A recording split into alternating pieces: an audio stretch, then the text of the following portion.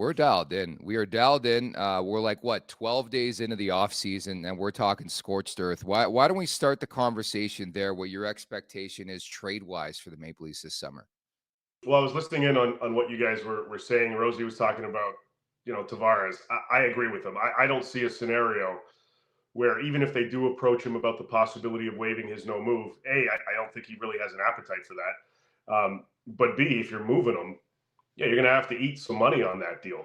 And I don't know if that makes a ton of sense from Toronto's perspective to pull off, 3, 4, 5 million even on the $11 million hit. You eat it for the next season, and then you kind of give yourself a clean slate from that side of things. In terms of the big boys, yeah, Mitch is going to lead the topic discussion. And, there have been teams that have poked around, even going into the season saying, hey, if you ever consider this, give us a call. We'd love to at least have a discussion about it.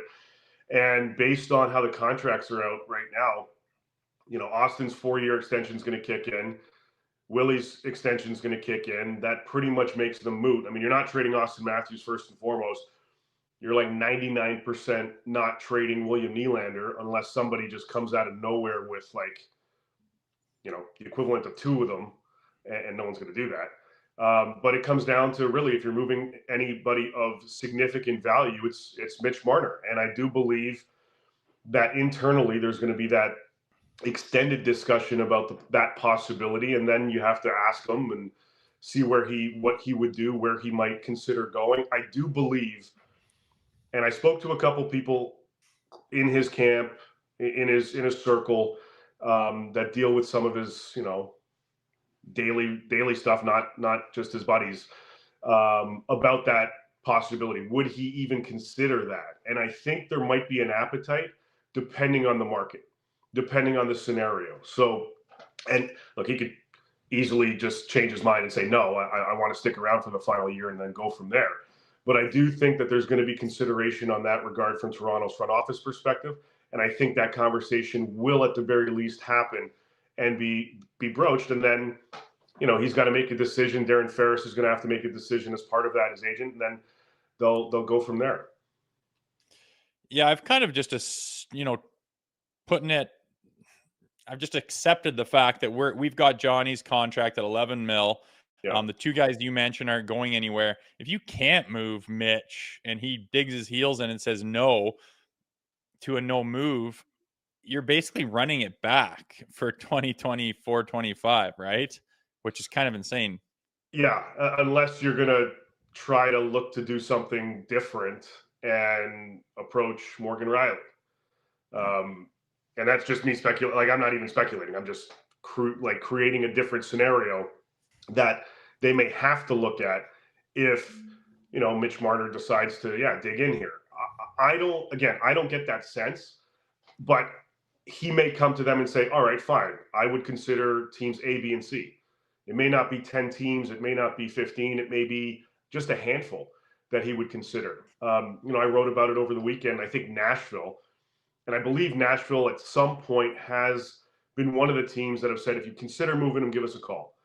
And I think that there's a strong fit there.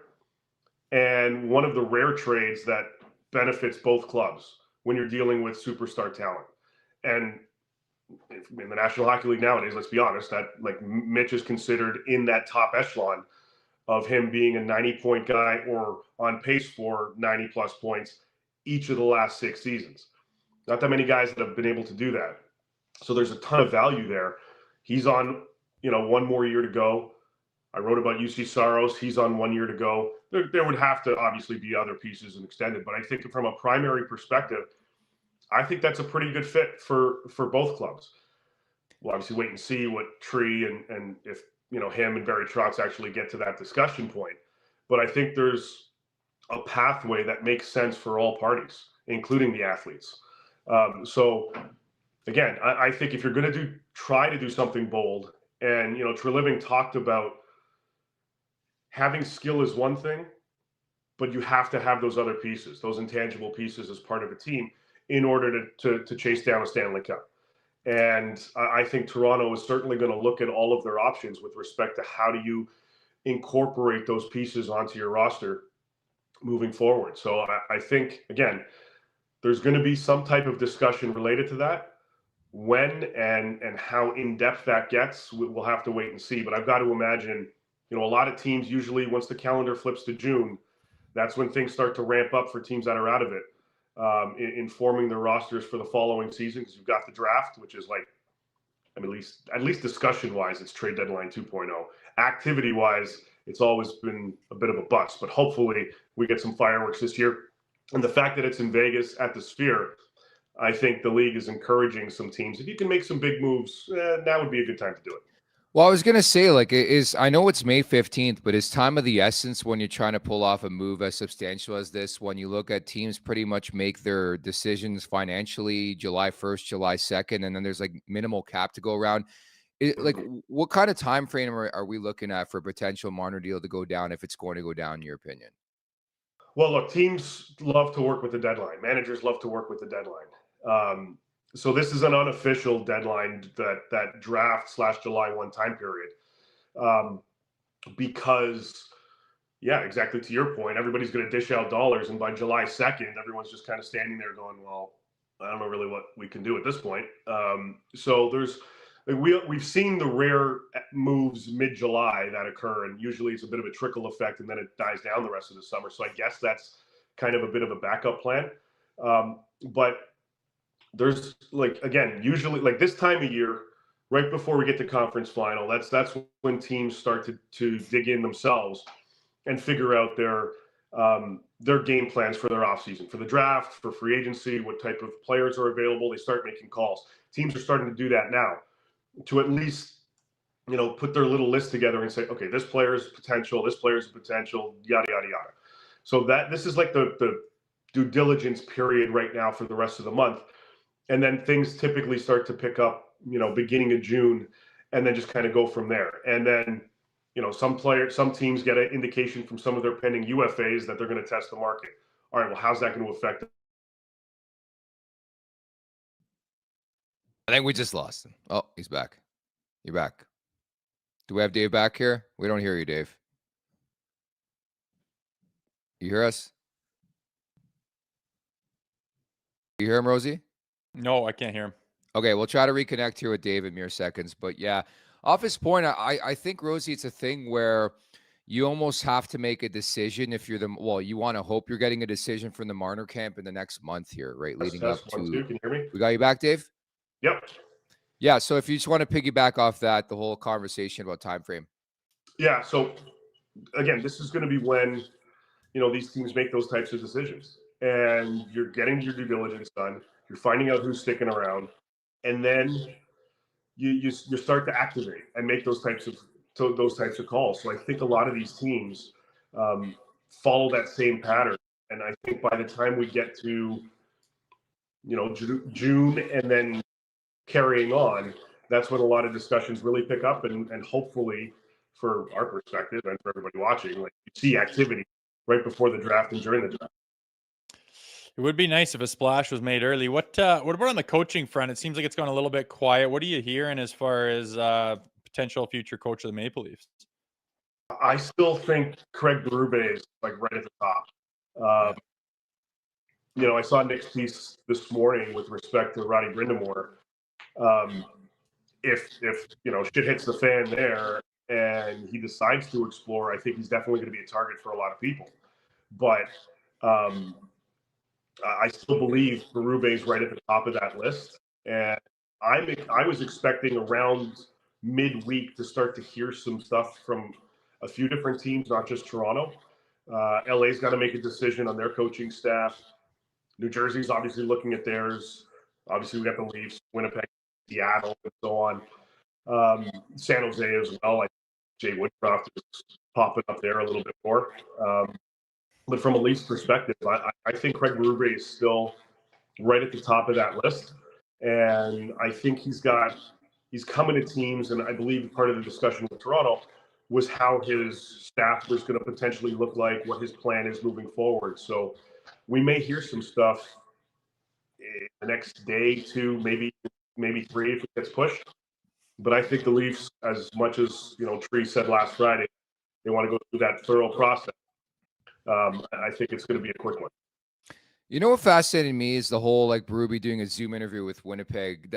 Is that public posturing? Like, I think we can't lose sight of the fact that this is a negotiation too, no? Absolutely. It's a negotiation on his front as well. So, you know, if for whatever reason Toronto pulls a 180, then he's got to have his options available. Just like Toronto's doing the same, interviewing McClellan and having others in the mix too.